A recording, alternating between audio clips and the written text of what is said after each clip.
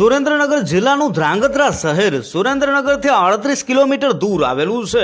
આ શહેર એક સમયે ઝાલાવાડ પ્રાંતનું એક મહત્વનું રજવાડું હતું. ધ્રાંગધ્રા વિશેની કેટલીક ઐતિહાસિક માહિતીની આ વિડીયોમાં ચર્ચા કરશું. ધ્રાંગધ્રા રાજ્યનો પ્રથમ વર્ગમાં સમાવેશ થતો હતો.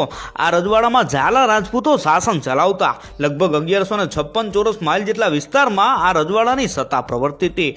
ઈસવીસન 1881ની અંદર ધ્રાંગધ્રા રાજ્યમાં 99,686 માણસોની વસ્તી હતી. આ રાજ્યને 6 લાખ રૂપિયાની વાર્ષિક આવક હતી.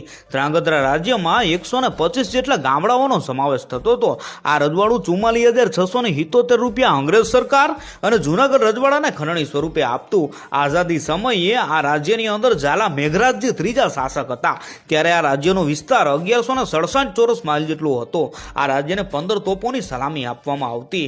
તારીખ 26મી માર્ચ 1948ના રોજ આ રાજ્ય ભારત સંઘમાં વિલીન થઈ ગયું. ત્યારે આ રાજ્યનું 3,80,000 રૂપિયા સાલિયાણું નક્કી કરવામાં આવ્યું હતું.